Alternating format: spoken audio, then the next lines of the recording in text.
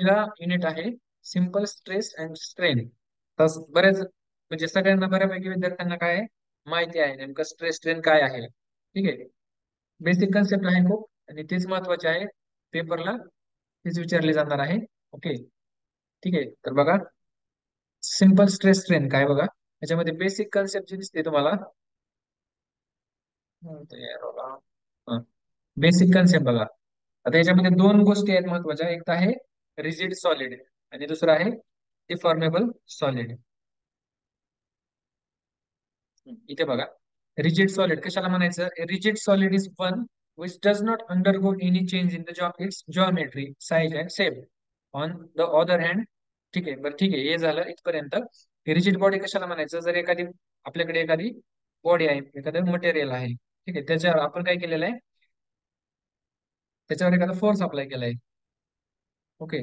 तर बघा, एखादा फोर्स इथं समोर बॉडी आहे आणि त्याच्यावर आपण काय केलंय, फोर्स अप्लाय, याला फुल फोर्स अप्लाय झाला इथं. ओके. पी म्हणू शकतो आपण त्याला. ठीक आहे. तर हा फोर्स अप्लाय झालाय. याच्यामध्ये काय करायचं आपल्याला, त्याच्यामध्ये जर काही चेंज होत नसेल फोर्स अप्लाय केल्यानंतर त्याच्या फिजिकल बॉडीमध्ये, तर त्याला काय म्हणतो आपण, रिजिड सॉलिड म्हणतो. म्हणजे हा सॉलिड आहे, याच्यावर कुठलाही आपण एक्सटर्नल फोर्स लावला तर त्याच्यावर काही चेंज येत नाहीये, काही चेंज होत नाही, म्हणून त्याला काय म्हणायचं, रिजिड. तो एकदम रिजिड आहे. पण प्रॅक्टिकली जर बघायला गेलं तर जगामध्ये असे कुठलेही मटेरियल नाहीये किंवा कुठलीही अशी बॉडी नाहीये की ती आपल्याला पूर्णपणे रिजिड आहे. असे ही एक थिओरिटिकल कन्सेप्ट आहे, हे पण लक्षात ठेवा. याच्यानंतर डिफॉर्मेबल सॉलिड कशाला म्हणायचं, की the geometrical change occurs. Okay. म्हणजे याच्यावर आपल्याला फोर्स अप्लाय केला आपण, त्या बॉडीवरती जर आपण एखादा फोर्स अप्लाय केला याच्यावरती, याच्यामध्ये काहीतरी चेंज येत आहे, तर त्याला काय म्हणायचं, डिफॉर्मेबल. म्हणजे डिफॉर्मेशन त्याच्यामध्ये होतंय काहीतरी. ठीक आहे, त्याला काय म्हणतो आपण, डिफॉर्मेबल सॉलिड. याच्यानंतर बघा आता, व्हॉट इज स्ट्रेस. ठीक आहे. What is stress.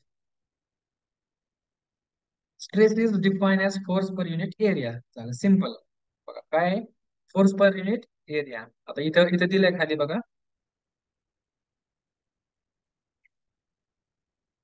हा इथे सिग्मा म्हणतात याला, ह्या सिम्बॉलला आपण स्ट्रेसचं सिम्बॉल काय, सिग्मा म्हणून आपण त्याला डिनोट करतो.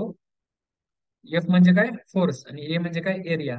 तर इथे ह्या डायग्राम मध्ये जर बघितलं तुम्ही, तर इथे हा जो भाग आहे, हा जो एरिया आहे, एवढ्या एरियावरती हा पी नावाचा फोर्स लागलेला आहे. याचा इथं स्ट्रेस कसा म्हणणार तुम्ही, stress is equal to P upon A म्हणणार. इथे पी म्हणजेच काय आहे, हा फोर्स आहे. तो कुठं अप्लाय होतोय, इथं या बॉडीवरती अप्लाय होतोय. या चौकोनी बॉडी इथं हा जो दिसतो ना, एवढ्या एरियावरती तो काय होतोय, अप्लाय होतोय. म्हणजेच काय मग, सिग्मा म्हणजे stress is equal to force upon area. हा काही एरिया दिलेला असेल आणि हा पी नावाचा फोर्स आहे, तो किती असू शकतो, न्यूटन मध्ये तो दिलेला असेल, तो इथे अप्लाय झाला पर युनिट एरिया, म्हणजेच एरियावरती, या एवढ्या एरियावरती तो अप्लाय झालाय, मग त्याला काय म्हणायचं, मग फोर्स अपॉन एरिया म्हणजे स्ट्रेस. ठीक आहे, तर समजून घेऊ आपण कन्सेप्ट. काय आता, from force per unit area within material. थोडं सेटिंग मध्ये प्रॉब्लेम होते, थोडस ऍडजस्ट करा जरा झूम वरती. हा, materials that arises from externally applied force. म्हणजे असं सगळं सांगितलं तुम्हाला, पी नावाचा एक्सटर्नल फोर्स त्याला अप्लाइड केलाय, त्यानंतर त्या मटेरियल मध्ये काय होतंय, अनइवन हिटिंग और परमनंट डिफॉर्मेशन. काय होतंय, अनइवन हिटिंग किंवा permanent deformation. And that permits as accurate description and prediction of elastic, plastic and fluid behaviour. ठीक आहे, म्हणजे त्याच्यावरून आपल्याला काय समजतंय मग, की ते इलास्टिक मटेरियल आहे की प्लास्टिक मटेरियल आहे की फ्लुइड मटेरियल आहे. ठीक आहे, त्याचं बिहेवियर काय आहे ते आपल्याला त्याच्यावरून समजतं. त्यानंतर बघा आता इथं, where sigma is the stress. आता जे सांगितलं तुम्हाला मी तेच, force F is the force applied and A is the area of the force application. म्हणजे ज्या फोर्सवर, ज्या एरियावरती फोर्स आपला अप्लाय होतोय त्याला काय म्हणतो आपण, इथं म्हटलेलं आहे ए. ओके. त्याच्यानंतर इथं बघा, हे त्याचं ह्याचं युनिट आहे स्ट्रेसचं. आता कसं आलं, आपण जनरली फोर्स कशामध्ये मोजतो, न्यूटन मध्ये, बरोबर. आणि एरिया मीटर मध्ये किंवा मिलीमीटर मध्ये, बरोबर, असं मोजतो जनरली. म्हणून ह्याचं युनिट काय होणार मग, न्यूटन पर मीटर स्क्वेअर. तुम्ही म्हणाल आता सर, आता इथे न्यूटन पर मीटर स्क्वेअर आहे, पण न्यूटन पर एम एम स्क्वेअर असं असू शकतं का. येस, करेक्ट आहे, हे पण करेक्ट आहे आणि हे पण करेक्ट आहे. ओके. असं पण लिहू शकतो आपण, न्यूटन पर मीटर स्क्वेअर आणि न्यूटन पर एम एम स्क्वेअर. ठीक आहे, हे काय पिक्चर मध्ये सांगतोय, कारण याच्यावरती क्वेश्चन आला तर कसा येणार, की स्ट्रेसचं युनिट काय हे आपल्याला दिलेलं असं विचारलं असू शकतं, किंवा याच्यामध्ये न्यूटन पर मीटर स्क्वेअर किंवा अजून दुसरे क्वांटिटी दिलेले असेल, तर त्याच्यावरून आपल्याला ऑप्शन दिलेले असतील चार. ह्याच्यामध्ये घेतलं करेक्ट कुठलं आहे, तर त्याच्यामध्ये तुम्हाला सांगता आलं पाहिजे. ठीक आहे. याच्यानंतर बघा आता टाइप्स ऑफ स्ट्रेसेस. बरं, आता स्ट्रेसचे टाईप आपण बघूया. आता स्ट्रेस बघितलं, स्ट्रेसचे टाईप. Stress apply to a material can be of two types as follows. एक असतो टेन्साईल फोर्स, टेन्साईल स्ट्रेस, आणि दुसरा आहे कॉम्प्रेसिव्ह. या डेफिनेशन तुमच्या मी अंडरस्टँडिंग साठी दिलेल्या आहेत. तुम्ही काय करायचंय, ह्याच्या डेफिनेशन आहेत ना, ह्या तुम्ही डेफिनेशन नोट डाऊन करायच्या सगळ्यांनी. एक तर सेपरेट नोटबुक करायचंय. याच्यासाठी दोन्ही विषयासाठी मी प्रॉपर नोट्स सगळ्या तुम्हाला ग्रुपवरती देणार आहे. हे जे मी शिकवतोय ह्याच नोट्स असतील त्या प्रॉपर तुम्हाला नोट्स मी प्रोव्हाइड करणार आहे. बघा, तर टाइप्स ऑफ स्ट्रेसेस मध्ये जर बघितलं तुम्ही, ओके, टाइप्स ऑफ स्ट्रेसेस मध्ये जर बघायला गेलं इथं दोनच टाइप याच्यामध्ये, टेन्साईल स्ट्रेस आणि कॉम्प्रेसिव्ह स्ट्रेस. आता टेन्साईल कशाला म्हणायचं, the external force per unit area, sorry इथं per unit area of the material resulting the stretch of the material is known as tensile stress. कशाला म्हणायचं, हे मटेरियल आहे आणि ह्याला काय झालेलं आहे, असा फोर्स अप्लाय झालेला आहे, हे काय होतं मटेरियल असं स्ट्रेच होतं इकडे. ओके, या साईडला. म्हणजेच काय झालं, त्याला काय म्हणतो आपण बघ, टेन्साईल स्ट्रेस. एवढं सोपं आहे, समजून घ्या व्यवस्थित. ठीक आहे. त्याच्यानंतर कॉम्प्रेसिव्ह काय असणार मग, सांगा कॉम्प्रेसिव्ह काय असणार, कोणी सांगू शकतं का डेफिनेशन? इथं समोर आहे, कोणी एक्सप्लेन करू शकतं का तुमच्यापैकी?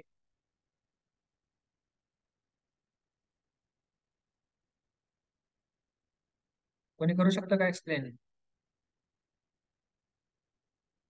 येस. येस महेश. हा, यस, अनम्यूट करून सांगू शकता, काय प्रॉब्लेम नाहीये. कारण आपण सगळे इंजिनियर्स आहोत, कोणी असं गोंधळ घालणार आहे ते नाहीये. कुठलेच कन्फ्युजन टेन्साईल नको मध्ये जास्त. आपण टेन्साईल मध्ये आपण मटेरियल स्ट्रेच करतोय, म्हणजे राईट साईडला आपण त्या मटेरियल ओढतोय. आणि हा, कंप्रेसिव्ह मध्ये अपोजिट साईडला होणार. फोर्स आपण मटेरियलच्या लेफ्ट साईडला अप्लाय करणार. करेक्ट करेक्ट, बरोबर. ठीक आहे. जसं आता यांनी सांगितलं कसं होणार फोर्स अप्लाय इथे, ज्या ठिकाणी फोर्स अप्लाय केल्यानंतर मटेरियल काय होते आपलं, कॉम्प्रेस होत आहे. बरोबर. जसं की आता इथे बघा, हे जे मटेरियल आहे याच्यावर जर आपण आता फोर्स लावला तर एवढे, हे परत काय होणार, छोटं होणार असं साईज मध्ये, म्हणजे काय होणार, कॉम्प्रेस होणार. काय होणार, कॉम्प्रेस. म्हणजे त्याला काय म्हणतात मग, कॉम्प्रेसिव्ह स्ट्रेस. ठीक आहे. पण आता इथं कॉम्प्रेसिव्ह, आता ह्याला आपल्याला हे समजलं ह्याला कॉम्प्रेस होत आहे म्हणून आपण याला कॉम्प्रेसिव्ह स्ट्रेस का म्हणायचं मग. कॉम्प्रेसिव्ह ठीक आहे, पण स्ट्रेस याच्यासाठी हा जो फोर्स अप्लाय होतोय ना, याला कॉम्प्रेस करण्यासाठी तो फोर्स, आणि ज्या एरियावरती तो अप्लाय होतोय तो एरिया, यांचं जे काही रेशो आहे, किंवा त्याला जे फोर्स अपॉन जो फोर्स डिवायडेड बाय जो एरिया आहे असं दिलेलं आहे, त्यामुळे त्याला आपण स्ट्रेस म्हणतो. आता डेफिनेशन पण आपण त्याची बघितली. ज्या ठिकाणी फोर्स अप्लाय केल्यानंतर कॉम्प्रेसिव्ह किंवा मटेरियल कॉम्प्रेस होतं, त्याला आपण म्हणायचं,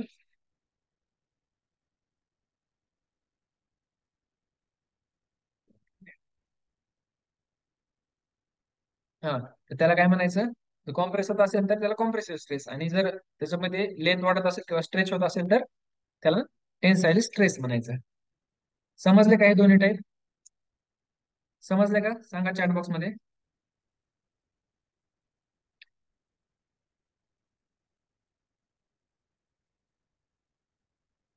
यस, ठीक आहे. ओके, चला. त्याच्यानंतर बघा, आता स्ट्रेन बघा. आता स्ट्रेस झालं, आता स्ट्रेन कशाला म्हणायचं. ओके, स्ट्रेन कशाला म्हणायचं आता बघा इथे.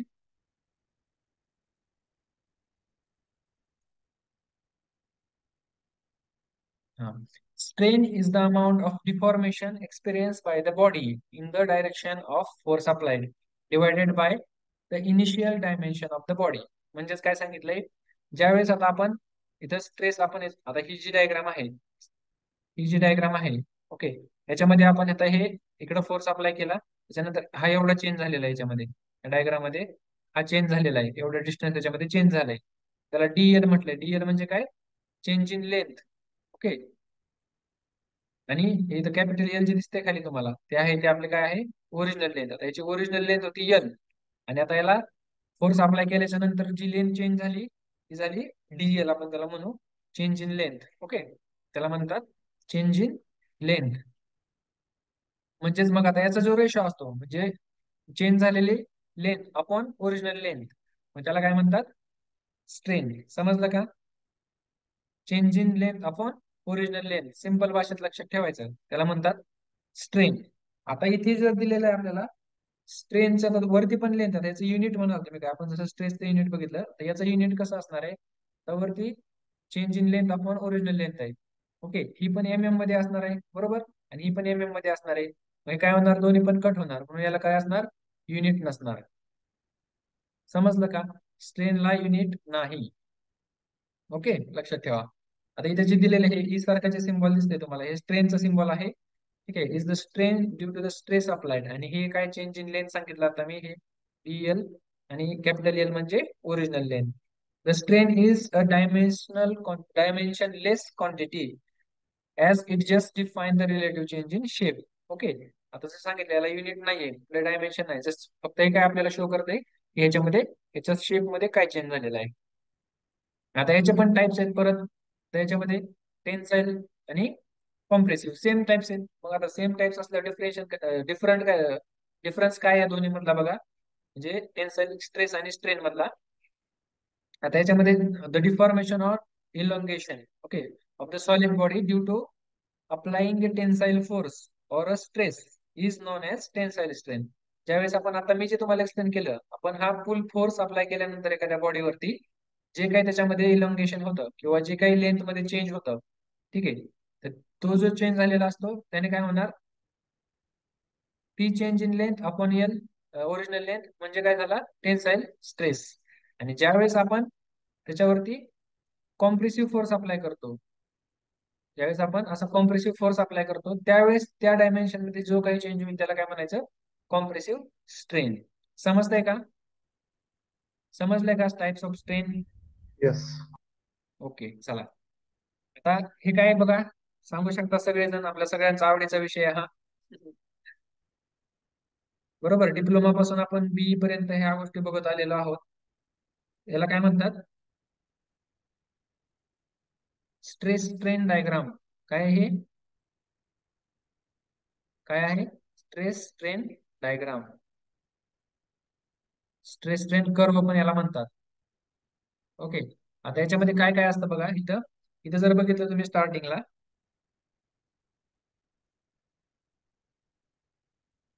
इथं जर बघितलं तर हा इकडे वरती स्ट्रेस आहे, इकडे राईट साईडला खाली स्ट्रेन आहे. हा एक्स ऍक्सिस वरती स्ट्रेन आहे आणि इकडे वाय ऍक्सिस वरती स्ट्रेस आहे. आता आपण इथं एखाद्या मटेरियलवर आपण स्ट्रेस पण अप्लाय केलाय, एखादा फोर्स अप्लाय केलाय, आणि आता फोर्स आपण जसं वाढवत जाणार आहे, तसं तसं इकडे स्ट्रेस पण वाढत चाललाय त्या मटेरियल वरती, आणि इकडे हा स्ट्रेन पण वाढत चाललाय. ह्या ए पॉईंट पर्यंत जर आला तो, त्याला काय म्हटलंय बघा, प्रोपोर्शनल लिमिट, म्हणजे ह्या ए पॉईंट पर्यंत. तर तसं काय म्हटलेलं आहे, कारण इक्वल स्ट्रेस, ठीक आहे, जेवढा याला फोर्स अप्लाय केल्यानंतर जेवढा स्ट्रेस वाढतोय, तेवढाच त्याच्यावरती स्ट्रेन वाढतोय. म्हणजे याच्यामध्ये काय प्रोपोर्शनली हे दोघंही, दोघांमध्ये याला डायरेक्टली प्रोपोर्शनल म्हणतात. Stress is directly proportional to strain म्हणतात ह्या पॉईंट ए पर्यंत, बरोबर. म्हणजे जसं जसं आपण त्याच्यावरती मटेरियल वरती फोर्स अप्लाय करू, तसं तसं तुझा स्ट्रेस वाढणार आणि स्ट्रेन पण वाढणार, पण सेम अमाऊंट मध्ये वाढणार. म्हणून त्याला प्रोपोर्शनल लिमिट असं दिलंय नाव या पॉईंटला. ठीक आहे, त्याला हुक्स लॉ असं पण म्हणतात. पुढे आहे डेफिनेशन, आपण त्याचे बघू. पण डेफिनेशन त्याच्यामध्ये इथे लिहिले बघा, हुक्स लॉ. पण त्याच्या डेफिनेशन मध्ये फक्त ज्यावेळेस बॉडी जी आहे, मटेरियल जे आहे हे, ते फक्त इलॅस्टिक रिजन मध्ये पाहिजे. आता हे इलॅस्टिक रिजन कुठपर्यंत आहे बघा, पॉईंट बी पर्यंत आहे. ठीक आहे, याच्या अगोदरच जर असा असेल, स्ट्रेस हा डायरेक्टली प्रोपोर्शनल असेल स्ट्रेनला, तरच त्याला काय म्हणतात, हुक्स लॉ. ओके, त्याच्यानंतर आणखीन थोडासा फोर्स वाढवला आपण, तर इथपर्यंत येणार पॉईंट बी पर्यंत. हा झाला यील्ड पॉईंट, किंवा यालाच काय म्हणतात, इलॅस्टिक लिमिट. म्हणजे या पॉईंट पर्यंत काय होणार, आपलं मटेरियल आपण जेवढा फोर्स अप्लाय करू, तो फोर्स अप्लाय केलेला फोर्स आपण रिमूव्ह केला, फोर्स रिमूव्ह केल्याच्या नंतर ते मटेरियल परत त्याच्या शेपवरती रिटर्न जातं, असं त्याचं मिनिंग आहे. म्हणून त्याला आपण इलॅस्टिक लिमिट असं म्हणतो. या लिमिट पर्यंत आपण त्याचा स्ट्रेस आणि स्ट्रेन इथपर्यंत वाढवला, तर ते तिथून परत त्याच्या ओरिजिनल शेपला रिटर्न जातात. म्हणून त्याला काय म्हणतात, इलॅस्टिक लिमिट. याच्यानंतर थोडासा पुढे आपण अजून फोर्स वाढवला, हा यील्ड पॉईंट झाला. या पॉईंट पर्यंत काय होणार आहे, तुमचं मटेरियल थोडस प्लास्टिक रिजन मध्ये कन्वर्ट व्हायला चालू होणार. कशामध्ये, प्लास्टिक रिजन मध्ये. हे दिसतंय समोर प्लास्टिक रिजन. म्हणजेच काय होणार, की मटेरियल मध्ये परमनंट डिफॉर्मेशन स्टार्ट होणार. परमनंट डिफॉर्मेशन स्टार्ट होणार म्हणजे एकदा तो चेंज झाला की तो परत त्याच्या रिटर्न शेप मध्ये येणार नाही. आणि असंच हा फोर्स आपण कुठपर्यंत नेऊ शकतो, पॉईंट डी पर्यंत. ठीक आहे, आणि नंतर पॉईंट ई पर्यंत मॅक्सिमम आपण त्याला नेऊ शकतो. इथपर्यंत आल्यानंतर पॉईंट डी पर्यंत त्याच्यामध्ये जो काही चेंजेस होईल तो परत त्याच्यावरचा आपण फोर्स काढला, स्ट्रेस स्ट्रेन काढून जरी टाकला तरी तो मटेरियल काय होणार आहे, परत त्याच्या जुन्या शेपमध्ये जाणार नाही. ओके, त्याला काय म्हटलं जातं मग, हा जो आहे तो ब्रेकिंग स्ट्रेस म्हणतात. आणि पुढचा जो आहे तो फ्रॅक्चर, किंवा याला अजून 2-3 पण नाव आहेत. ठीक आहे, रप्चर म्हणतात, फ्रॅक्चर म्हणतात. ठीक आहे, म्हणजेच काय होतं, या पॉईंटला आल्यानंतर मटेरियल तुमचं ब्रेक होतं, जे काही मटेरियल आहे ते तुटतं, त्याच्यावरचा फोर्स इथपर्यंत. पण जर तुम्ही प्रॅक्टिकली बघायला गेलात ना, तर हा जो स्ट्रेन सडनली कमी झालेला दिसतोय ना, मटेरियल एकदम तुटून जातं त्याच्यामुळे दिसतंय. आणि थेरोटिकल मध्ये असं दिसतंय, तुम्ही जर प्रॅक्टिकल याच्यावरती करायला गेलात तर हा फोर्स असा खाली न येता थोडासा असा वरती जातो. ठीक आहे, समजले काय डायग्राम? बघा, स्ट्रेस स्ट्रेन कर्व समजलाय का? याच्यावरती कुठल्याही पॉईंट वरती याच्या क्वेश्चन आपल्याला विचारू शकतात. समजलंय का? काय डाऊट्स डाऊट्स म्हणजे असतील ना तर विचारत चला. प्रिव्हियस इयरला डायग्राम वरती काही क्वेश्चन आलते का? याच्यावरती ते प्रिव्हियस इयर. क्वेश्चन देतो ना तुम्हाला मी. याच्यावरती पण आलेला आहे क्वेश्चन, आणि याच्यावरती